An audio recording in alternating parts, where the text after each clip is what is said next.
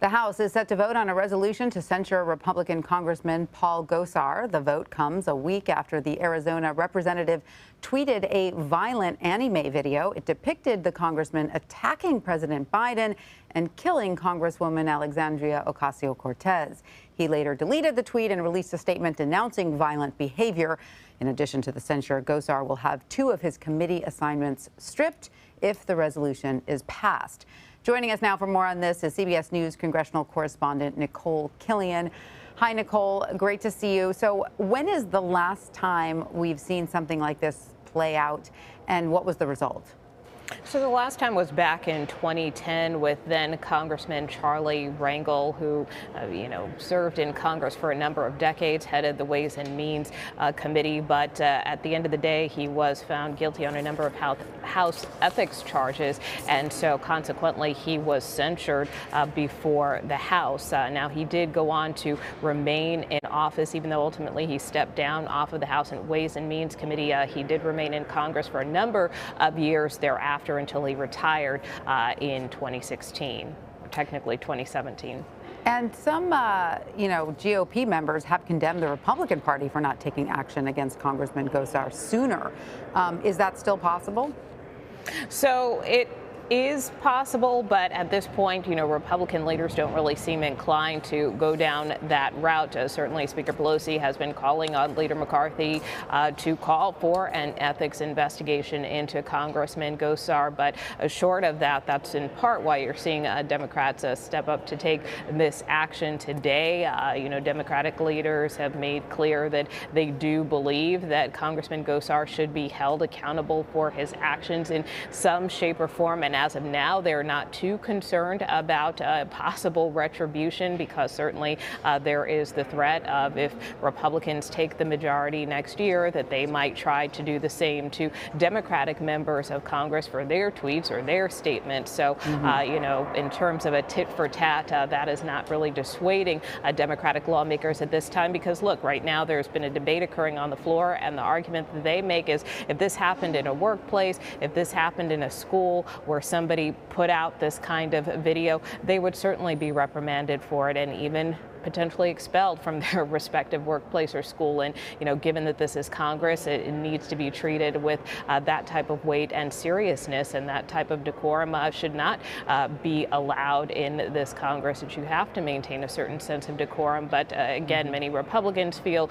that this is Democrats kind of overstepping their bounds, that they, again, don't think that this is warranted. And they feel that many Democrats have said inflammatory things and posted inflammatory messages. So, they don't necessarily see a need at this point in time to go to this full extreme of censure in their view. And to that point of seriousness, a censure resolution is the harshest form of punishment for a member of the House besides expulsion. So what would this mean for Congressman Gosar? Basically, it more or less amounts to public shaming. I mean, he's not going to be removed from office, even though he may lose his committee assignments. But, he will have to stand in the well of the House as this censure citation is read, or resolution is read against him. And he does have to listen to his colleagues, railing against this post that he made. So from that standpoint, it is an embarrassment, if you will, a tarnish on his record. But in terms of any legal consequences, or in terms of the stature of his office, he would obviously remain in office. And then, in addition to that public censure, Congressman Gosar could be stripped of his assignment on the House Oversight and Reform Committee, correct, and the House Natural Resources Committee. Is that considered, significant to be stripped of those committee assignments?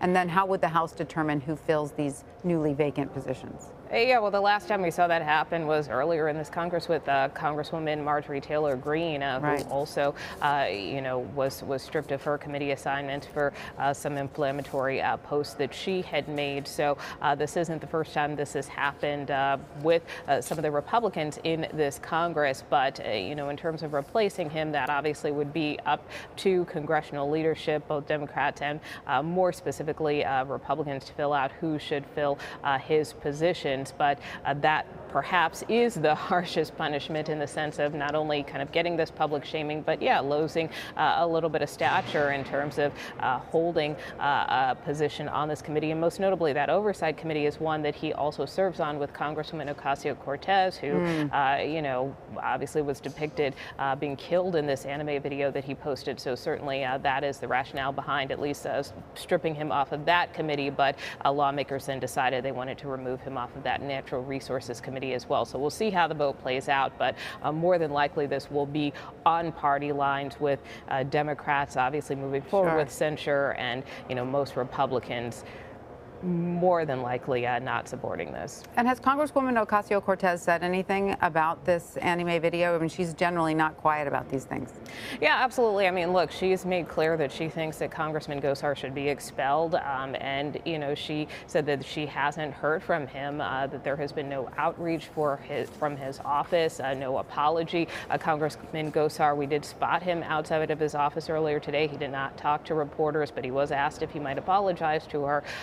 And again, didn't respond. So we'll have to see how that scenario has played out. But this isn't the first time, in particular with Congresswoman Ocasio-Cortez, that she has been, you know, targeted or threatened to the point that she has made clear she has to, you know, in some cases hire her own security. And what's really interesting too, Tanya, I would point out, is that just in this debate, so many of these lawmakers are talking about the threats that they have been facing. You know, we've talked about those Republicans who supported infrastructure, some of them facing death threats, but even that aside, you know, post January 6th, have many members, you know, really opening up about, you know, hey, I've received threats to my office too. So this is not just necessarily about one member. It's about the safety and security of all members. And I think that's why you're seeing the House move forward with this to show that they really want to take these types of instances as seriously as possible when they happen.